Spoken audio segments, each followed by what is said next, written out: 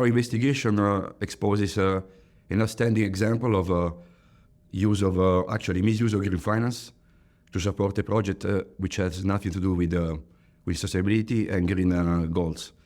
So we demonstrated how a big company, which is Michelin, everybody knows it. The symbol is this big white man who is walking a little bit goofy, and it's very, very appreciated by people. It's a very cute symbol, but the Michelin actually didn't do anything cute.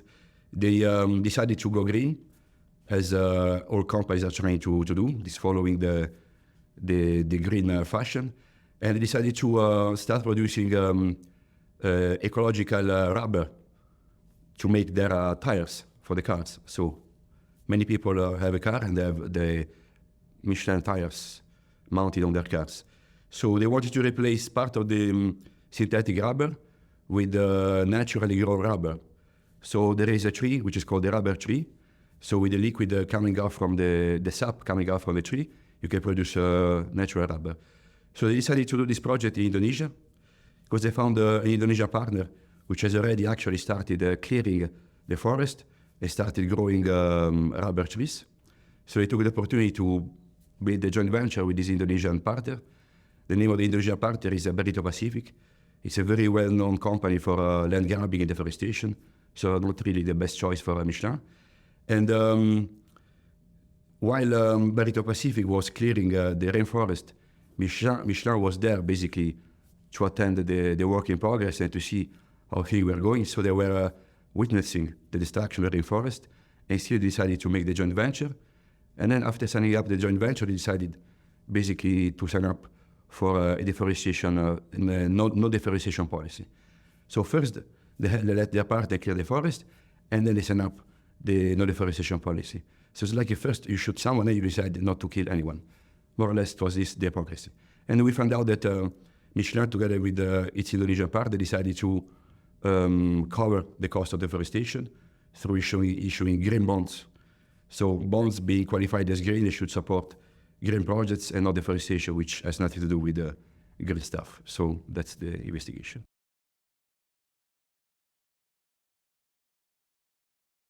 Our main goals, first of all, was to identify the importance, the relevance from a biodiversity perspective of the forest which was cleared, because if it was just bushes or just open land, that wouldn't make the case for investigation.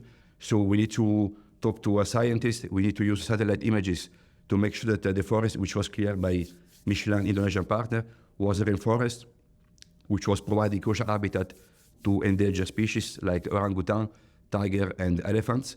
It was also basically the home of the indigenous people. So after proving that that was a very important biodiversity hotspot, we had to provide evidence that Michelin actually was fully aware of the fact that the Indonesian partner was clearing the forest. And we found out a confidential report which was made by an environmental consultancy which was commissioned by Michelin itself.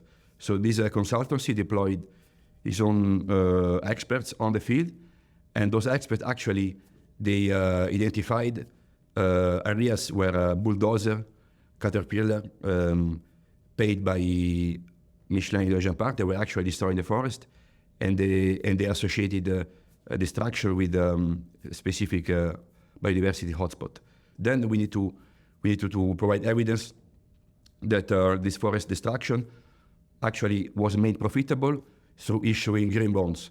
So BNP Paribas was tasked to market and to place the green bonds. So BNP Paribas circulated the so-called prospectus, which is a document which includes the goals of the project, the commitments taken by Michelin and its Indonesian partner in terms of environmental social objectives of the green bond supported project. And these documents actually included the evidence. So 1/3 of the money that investors lended to Michelin, its Indonesian partner, to expand the rubber plantation was actually used to pay back retrospectively the cost of a prior deforestation. So basically 1/3 were used to cover the cost of prior deforestation. That was the evidence that the green bonds basically made deforestation profitable because they could cover the cost.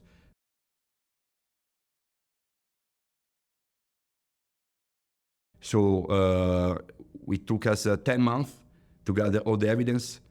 When we published the story, it was not really taken up by the media outlets, and we thought that we were questioning actually the time we invested in the investigation, which eventually didn't have much impact. But then we won an award last year. That's the second award we won. So now we think that all the hard work we've done actually finally finds its justice. And it's also a way to have public recognition and also to show publicly the result of the work. It's encouraging actually to go further. And actually we already gone further because we added a new layer to this investigation. We published the 5th chapter in April. So we published 4 chapters 2 years ago. And this year we published a new chapter together with the Mediapart, which is a French investigative outlet. So actually we plan to do further work. That's not the end of the story. Michelin is still there. He's still producing rubber. He's still supplying car manufacturers with the tires made of this rubber, which is produced on the ashes of the rainforest they contributed to clear. So that's not the end of the story. We're going to basically use this new energy that was put in our work by these awards to keep on investigating.